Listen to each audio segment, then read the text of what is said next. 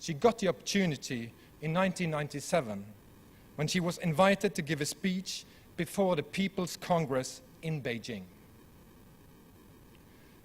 With the entire Communist Party elite, including Jiang Zemin and Hu Jintao, and in addition to 4,800 delegates listening attentively in the Great Hall of the People, Kadeer, this tiny and delicate woman, called on the Chinese government to respect Uyghurs' religious freedom, to put an end to arbitrary arrests, and stop executing political prisoners. She demanded respect for the Uyghur history, literature, and language. The speech was a declaration of war. 4 weeks later, she was banned from the People's Congress, and her passport was confiscated. Beijing also pressured her to divorce her dissident husband, who had fled to the US in 1996. She did not give in. In spite of official mistreatment, Mrs. Kadeer founded the Thousand Mothers Movement in December 1997. The objective of this movement was to improve the lives of Uyghur women and help them to start small business, to support their families and educate their children. She hired homeless Uyghurs off the street and offered them jobs in her company so that they could earn money in a decent way. Kadeer donated money to public schools, and she opened free schools for Uyghurs who did not have the opportunity to go to school. She offered financial assistance to many Uyghurs who were poor and therefore could not even afford medical treatment. Her ongoing social entrepreneurship and struggle for the Uyghurs' rights earned the people's love and respect. However, her social activities may have been seen by the Chinese authorities as undermining national unity and social stability.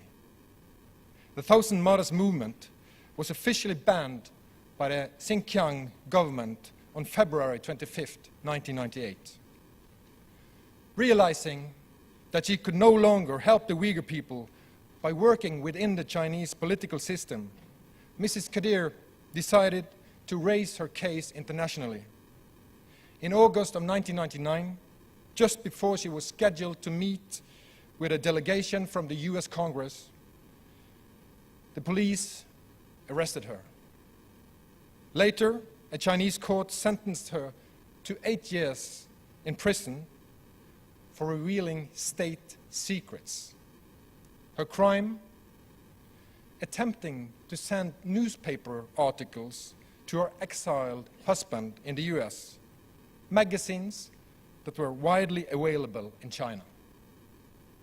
When her case was tried, there was no audience and she had no legal representation. The Chinese government put her in a solitary confinement in the first 2 years in prison in order to break her will. Books were banned and she was not allowed to receive visitors for 2 years. She was not tortured, but she had to listen to how other Uyghurs were exposed to physical torture. Later, she was transferred to a women's prison, probably due to international pressure. Mrs. Kadeer's case became an international embarrassment for the Chinese government after Amnesty International, Human Rights Watch, the Duahua Foundation publicized her case, and after she was awarded the 2004 Rafto Prize. When the US State Department applied significant political pressure for her release, it yielded results. On March 17, 2005, after more than 5.5 years, she was released on medical parole, just 3 days before the then US Secretary of State, Condoleezza Rice's official visit to Beijing. Mrs. Kadeer became the first Uyghur political prisoner to be freed by the PRC due to international pressure. Since living in the free world, Mrs. Kadeer has spoken out against the Chinese government's horrific violation of a people's human rights. Following Mrs. Kadeer's release to the United States in 2005, she has been traveling throughout the world to raise awareness about the Uyghurs' human rights. However, her advocacy on behalf of her people has continued to come to a great personal cost. The Chinese government has been retaliating against Mrs. Kadeer for her peaceful and lawful political activities by targeting her family members in Xinjiang.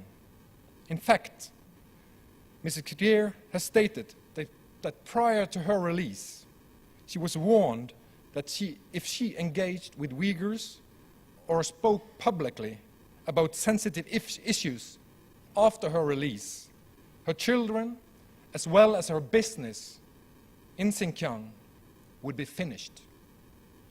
When Rebiya Kadeer was elected president of the Uyghur American Association in May 2006, the Chinese government confiscated all the financial records of her family business. A month later, her sons, Alim and Ablikim, both managing directors in the company, were arrested and tortured in detention.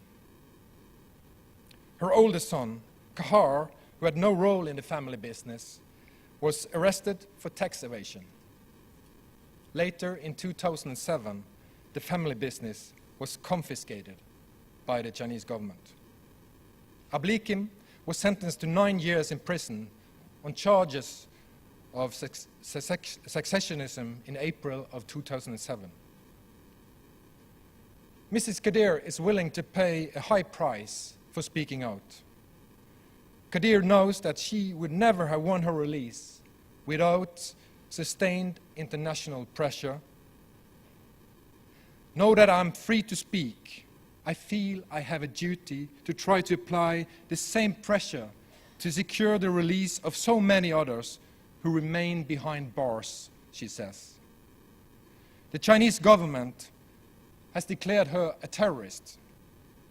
Her response to these accusations is, I'm a mother.